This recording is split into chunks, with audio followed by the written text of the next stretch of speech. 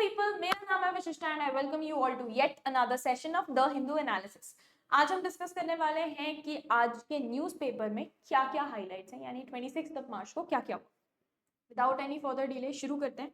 अच्छा, हमेशा we pick up the international edition of the Hindu, so in case you looking for a newspaper and you are referring to a newspaper, तो go for the international edition, वही हम यहाँ discuss करने जा रहे हैं। भाई सबसे पहले जिस चीज के ऊपर हर जगह पिछले एक हफ्ते से बातचीत चल रही है, that is Delhi high court के जज जस्टिस यशवंत वर्मा के ट्रांसफर के ऊपर। उनके घर में लगी थी आग, उस आग को बुझाने के लिए जब लोग अंदर गए तो उनको मिला बोरे भर भर के कैश, जो आधा जल चुका था। अब ये न्यूज आ गई सीधा सीधा न्यूज़पेपर में, टाइम्स ऑफ इंडिया न्यूज़पेपर ने इसको रिपोर्ट किया। उसी के चलते धीरे धीरे करके खबर आई कि जस्टिस यशवंत वर्मा को ट्रांसफर किया जा रहा है to his parent high court which is Allahabad high court. तो पीपल स्टार्टेड स्पेक्यूलेटिंग कि भाई ये दोनों रिलेटेड है, इनके घर में इस तरीके का कैश मिला। अब एक जज के घर में इस तरीके का बोरा भर के कैश मिलना तो ऑब्वियस है कि भाई क्या कॉनोटेशंस उसके निकल के आ सकते हैं। मेरे ख्याल से we don't need to spell it out कि क्या हो सकता है इसका मतलब।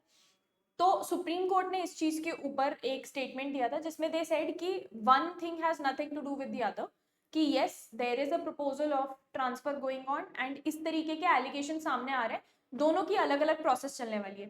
ट्रांसफर वाला कोलिजियम सिस्टम डील करता है, जो ये प्रोब है, मतलब ये जो एलिगेशंस निकल के सामने आ रहे हैं उसके ऊपर हमने एक 3 मेंबर कमिटी बिठाई है। उस 3 मेंबर कमिटी में अ जज of high court and 2 chief justice of different high courts, ये तीनों बैठकर तहकीकात और इन्वेस्टिगेशन करेंगे। 1-2 दिन में ये कमेंस होने वाला है and 2 things are completely separate. ये लास्ट स्टेटमेंट था सुप्रीम कोर्ट का, ठीक है। इसके चलते अब जुडिशरी क्योंकि अपना इंडिपेंडेंस इतना ज्यादा मेंटेन करती है, और कोलिजियम सिस्टम कल हमने डिटेल में पढ़ा था। एक कोलिजियम होता है, ग्रुप ऑफ सीनियर जजेस, जो डिसाइड करते हैं कि कौन से नए जजेस को अपॉइंट किया जाएगा, किन को प्रमोट किया जाएगा, किन का ट्रांसफर होगा। ये सारा का सारा कोई बाहरी इंसान डिसाइड नहीं करता, एक ग्रुप ऑफ जजेस बना हुआ है कोलिजियम, जिसको हेड करते हैं चीफ जस्टिस ऑफ इंडिया, वो डिसाइड करती है। इस कोलिजियम को बहुत बार क्रिटिसाइज किया गया है, अगर आपने 1-2 साल पहले न्यूज वगैरह में ध्यान दिया हो। So we had a minister of law and justice mister Kiran Rijiju, वो बहुत ज्यादा ही was extremely vocal about this.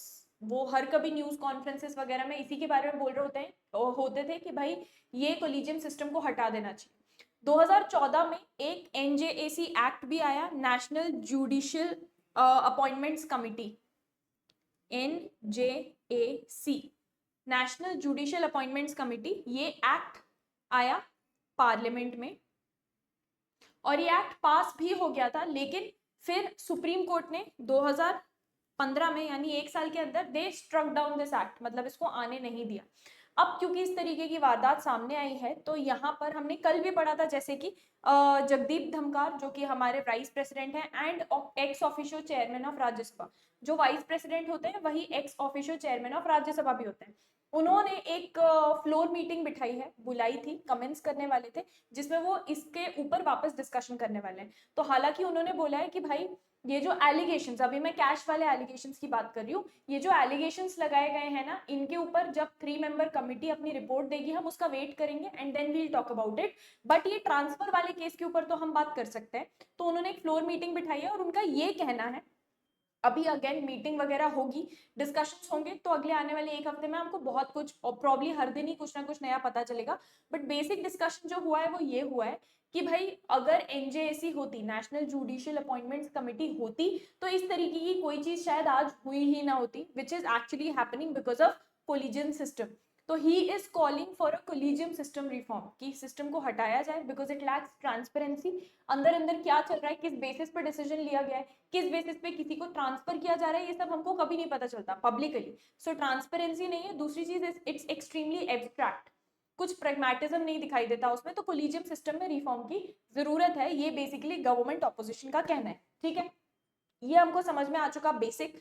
अब हम डिटेल में जाके समझते हैं इसको कि भाई फ्लोर मीटिंग होती क्या है, फ्लोर मीटिंग कब बुलाई जाती है, किस तरीके से बिठाई जाती है, एवरीथिंग। तो the president and vice president, the vice president and Rajya Sabha chairman Jagdeep Dhankhar chaired meeting of Rajya Sabha floor leaders. Rajya Sabha के फ्लोर लीडर्स क्या होते हैं, अब ये समझिए एक बार। तो जो फ्लोर लीडर्स होते हैं ना,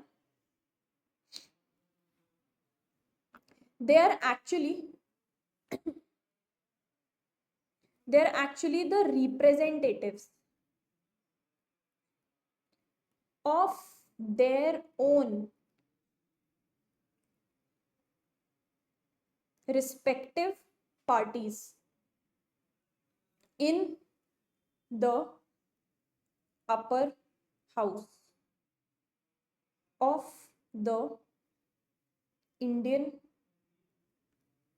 Parliament. ठीक है, अपनी खुद की पार्टीज के रिप्रेजेंटेटिव्स होते हैं खुद के इन द अपर हाउस यानी कि राज्यसभा ऑफ इंडियन पार्लियामेंट. ठीक है, इनमें कौन कौन इंक्लूडेड होते हैं अब अपन वो देख लेते हैं. यहाँ पे होते हैं लीडर ऑफ द हाउस और इसमें होते हैं लीडर ऑफ द ऑपोजिशन और तीसरे इसमें होते हैं चेयरमैन ऑफ राज्यसभा. ठीक है, अच्छा leader of house at present कौन है ये भी हम देख लेते हैं. Mister JP Nadda is the leader of the house who is also the president of BJP. Leader of opposition कौन है, ये है मिस्टर हरिवंश नारायण सिंह, सॉरी ये है मिस्टर मल्लिकार्जुन खड़गे.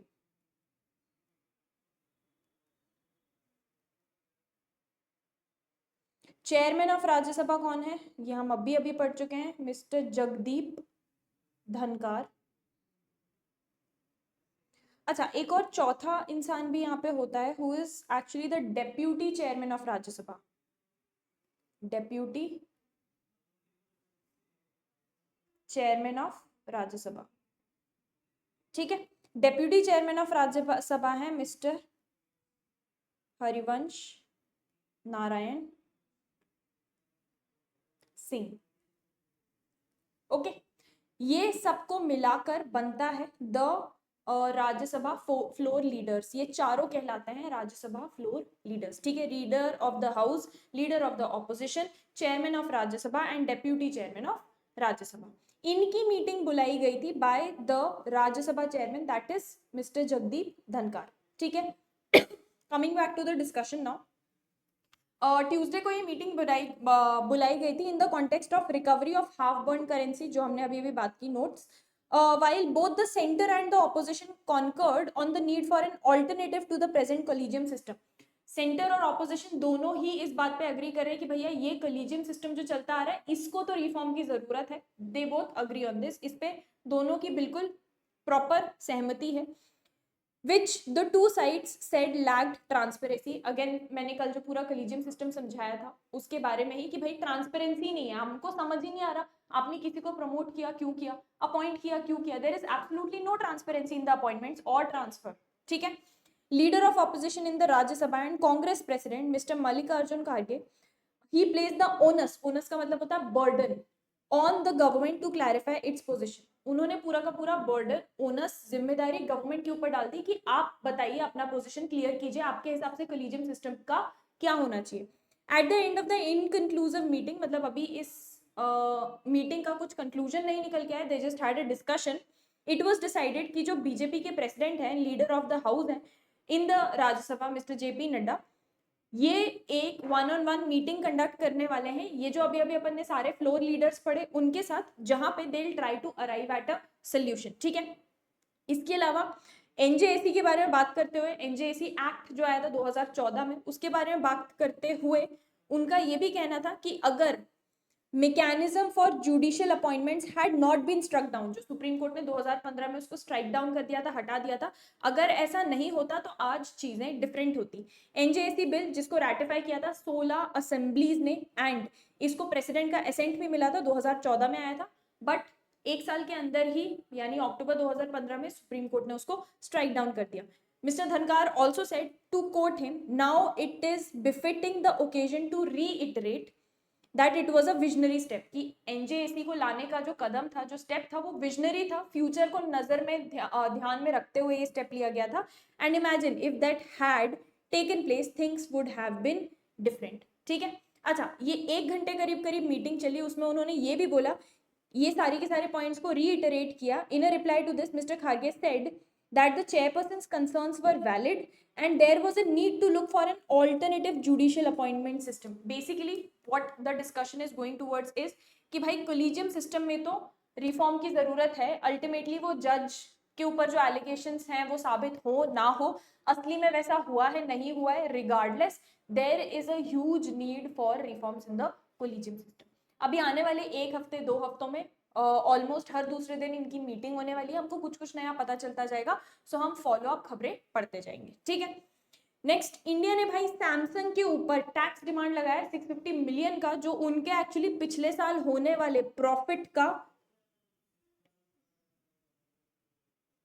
just give me a second, I'll highlight it for you.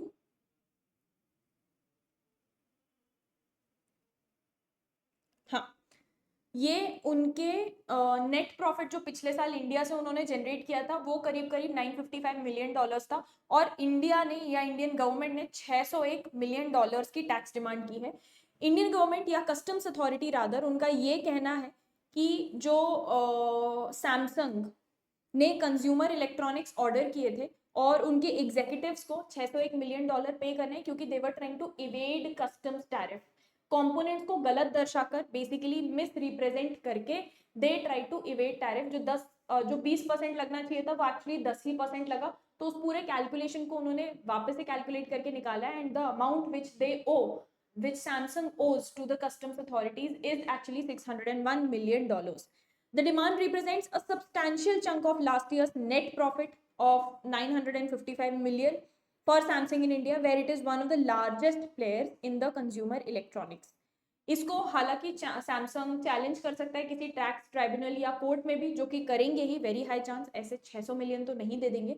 Company which also imports telecom equipment through it's network received a warning 2023 में ही कि भाई आप मिसक्लासिफाई कर रहे हो अपने इंपोर्ट्स को. जो चीजें वो इंपोर्ट कर रहे थे उनको मिसक्लासिफाई कर रहे थे वो टैरिफ वगैरह इवेड करने के लिए, ऑफ 10% और 20% on critical transmission component used in mobile towers. ये इंपोर्ट करके सैमसंग ने बेसिकली रिलायंस जियो को बेचा था. सैमसंग ने ऑलरेडी काफी हद तक टैक्स अथॉरिटी ऑफ इंडिया को पुश कर चुके हैं to drop the scrutiny, saying that the component did not attract tariffs and officials. Samsung का कहना है कि भाई जो कंपोनेंट हमने इंपोर्ट किया था उसमें वैसे भी टैक्स अट्रैक्ट नहीं होता है, और ऑफिशियल्स का भी ये कहना था कि क्लासिफिकेशन प्रैक्टिस जिस तरीके से सैमसंग करती है, ऑफिशियल्स को कई सालों से इसके बारे में पता था. इट्स नॉट लाइक उन्होंने झूठ बोला या छुपाया है.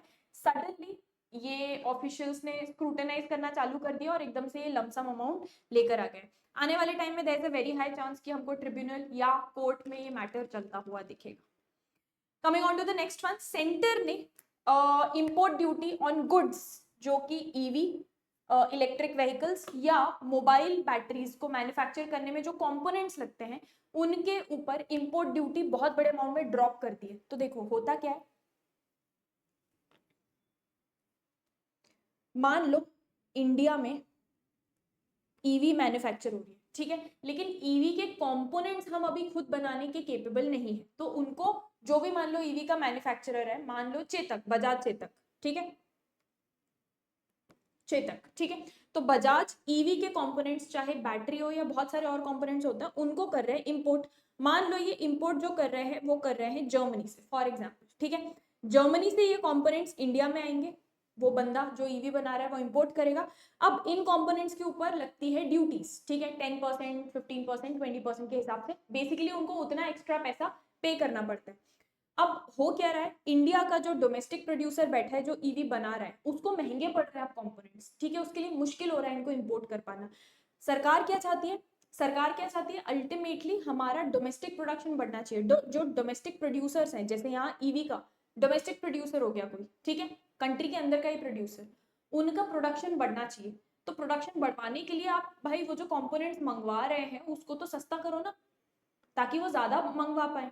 तो इसी के चलते ताकि डोमेस्टिक प्रोडक्शन बढ़े, सरकार ने 35 कैपिटल गुड्स जो ईवी में भी यूज होता है, मोबाइल फोन में भी कंपोनेंट्स यूज होते हैं, उनके ऊपर जो इंपोर्ट ड्यूटी लगती है उसको कंप्लीटली हटा दिया है. ठीक है, ये सब डिस्कशन चल रहा था on the rationalisation of finance bill या कस्टम टैरिफ का रैशनलाइजेशन जो बजट 2025 में आया था।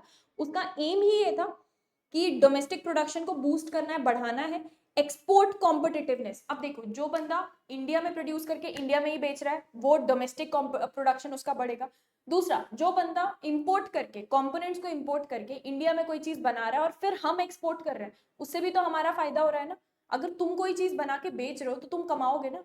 ऐसी इंडिया से कोई चीज एक्सपोर्ट हो रही है तो वो अच्छी चीज है, ठीक है, वो हमारे फायदे वाली चीज है। तो बेसिकली एनहांसिंग एक्सपोर्ट कॉम्पिटिटिवनेस कैसे करेंगे? By reducing duties on raw material. Raw material हम ईवी का, मोबाइल फोन के कंपोनेंट खुद नहीं बना पा रहे, खुद नहीं मैन्युफैक्चर कर पा रहे, तो जब तक खुद नहीं कर पा रहे तब तक इंपोर्ट करेंगे। लेकिन अगर वो उनको इंपोर्ट करना महंगा पड़ेगा तो जो प्रोड्यूसर्स हैं वो किस तरीके से इंपोर्ट कर पाएंगे, प्रोडक्शन कैसे बढ़ाएंगे?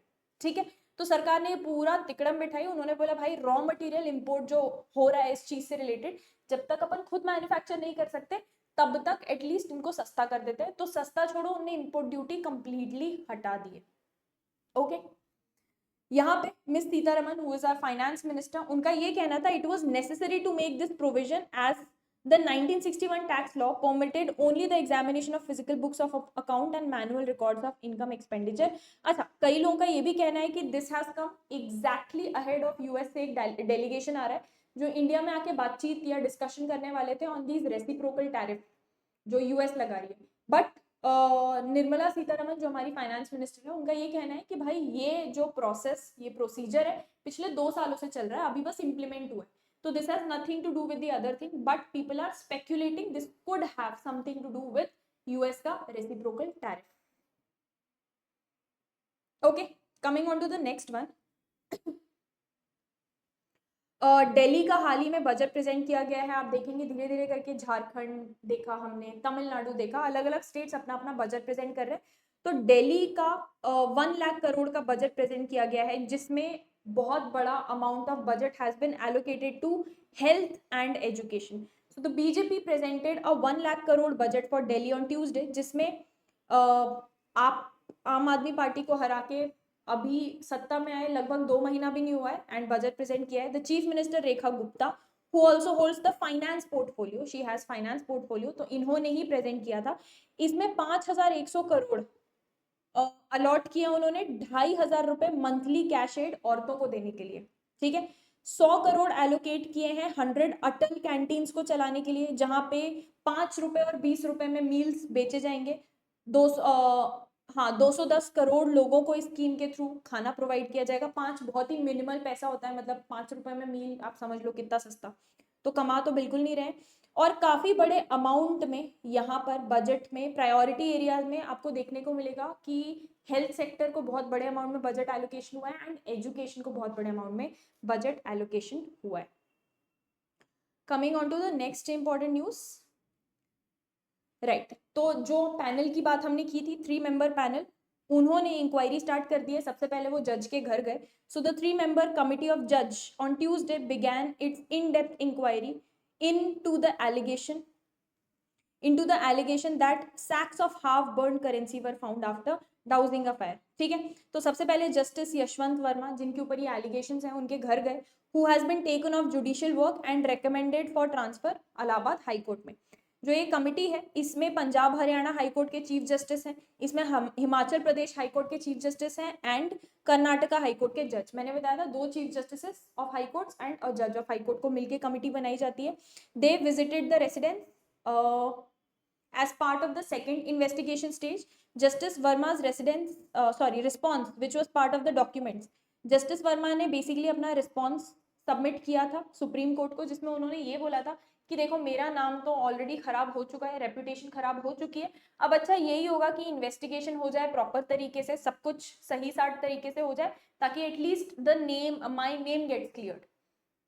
The entire hard work I have done in my entire life वो ऑलरेडी मतलब लोगों के दिमाग में खराब हो ही चुका है because of all the news reports and allegations. तो I would he was very much welcoming of this inquiry that is going on कि भाई इंक्वायरी बिठाओ, सब कुछ तहकीकात कर लो। मैंने पूरे जिंदगी have done only honest work, तो आप तहकीकात कर लीजिए क्योंकि ये जो हाफ बर्न्ड कैश वगैरह की बात हो रही है, ये ना मैंने देखा, ना मेरी बेटी ने देखा, ना किसी घर के नौकर ने देखा, किसी ने भी नहीं देखा। So it would be better अगर ये पूरा इन्वेस्टिगेशन होके I get a clean chit, at least then I will be able to live in this society with dignity again. That was his response.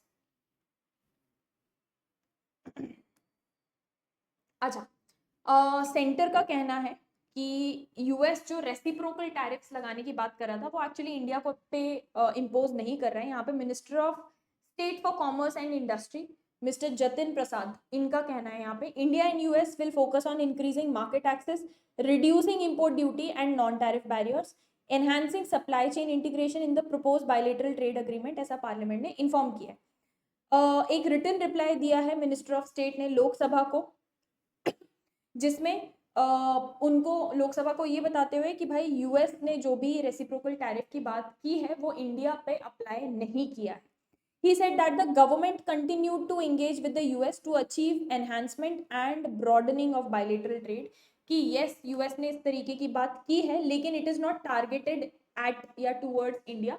India और यूएस के relations हमेशा से अच्छे ही रहे हैं. दोनों कंट्रीज साथ में काम कर रही हैं एक दूसरे के मार्केट में एक्सेस बढ़ाने के लिए, कोऑपरेशन को ब्रॉडन करने के लिए और इन जनरल सप्लाई चेन इंटीग्रेशन को एनहांस करने के लिए. So yes, this thing about reciprocal tariff is there but it's not against, it's not going to work against India. India और यूएस साथ में मिलके ही कोऑपरेट करके आगे जाके काम करने वाले हैं. Coming on to the next one, international news पे आ जाओ सीधा. एक इंपॉर्टेंट चीज है जिसमें राइट हियर, हाँ, तो यूएस प्रेसिडेंट ने जो भर भर के रेसिप्रोकल टैरिफ्स लगाए हैं और पॉलिसीज बनाई है उसके वजह से एक थोड़ी अनएक्सपेक्टेड चीज हुई है कि भाई यूरोप की कंपनीज ना एकदम से इन एक्शन वाले मोड में आ चुकी हैं. लेकिन इसको देख के बहुत ज्यादा खुश होने का टाइम अभी तुरंत नहीं है क्योंकि कुछ टाइम रुक के, अकॉर्डिंग टू एक्सपर्ट्स, कुछ टाइम रुक के देखना पड़ेगा what is actually happening. Mister Trump threats on tariff and questioning of America future security role in Europe, इसकी वजह से काफी बड़े अमाउंट में एनर्जेटिक रिस्पॉन्स आए जिसमें एक है जर्मनी का नया plan to spend hundreds of billions on euros on defence and infrastructure. कुछ यूरोपियन कंपनीज और भी ज्यादा ऑप्टिमिस्टिक हो चुकी हैं अपने सेल्स को लेके और ग्रोथ प्रोजेक्शंस को लेके for the eurozone economy. Euro का जो वैल्यू है it has also risen and investors are ditching US stocks for their long neglected European counterparts. तो ये अभी तक पॉजिटिव होता दिख रहा है. लेकिन कुछ एनालिस्ट का ये भी कहना है कि भाई आजकल ये जो नया फ्रेज सुनने को मिल रहा है make Europe great again, it is a word play on mister Donald Trump जो बोलते रहते हैं मेक अमेरिका ग्रेट अगेन, उसी का वर्ड प्ले है ये. The surge in optimism ignores Europe's unresolved problems. कि भाई ये जो आप पॉजिटिविटी लेकर दौड़ रहे हो आगे, अच्छी बात है, लेकिन कुछ यूरोप की प्रॉब्लम्स ऐसी हैं जो अभी तक सॉल्व नहीं हुई है, जिनमें से एक है एनर्जी कॉस्ट यूरोप में बहुत हाई है. इंटरनल मार्केट बहुत टुकड़ों टुकड़ों में फ्रैगमेंटेड है पूरा का पूरे यूरोप का. एंड टैरिफ, जो बिगेस्ट कस्टमर है यूरोप, जिनको सबसे बड़े अमाउंट में एक्सपोर्ट करता है, दैट इज यूएस. यूएस ने भर भर के टैरिफ लगाए हैं यूरोप के गुड्स के ऊपर. वो एक बहुत ही बड़ी प्रॉब्लम है जिससे बहुत बड़ा रेवेन्यू का सोर्स कट ऑफ हो सकता है. तो ये दीज आर लूमिंग प्रॉब्लम्स. तो ऑप्टिमिस्टिक होकर आप दौड़ना चालू कर रहे हो which is a really good thing, but these are the problems which need to be solve first hand. और उसके बाद फिर अगर आप ऑप्टिमिज्म दिखाए तो it would be a good thing. क्योंकि राइट नाउ ये जितना तेजी से होता है ना, गुब्बारा फूलता है उतने ही तेजी से, मतलब उतना ही जल्दी फूटेगा वो, ऐसी हालत चल रही है फिलहाल यूरोप की इकोनॉमी की. So guys that's all for today. Next, we are going to meet tomorrow where we are going to discuss what all happens on 27th of March. So thank you all for joining me in today's session. I'll see you guys again tomorrow. This is Vishishtan signing.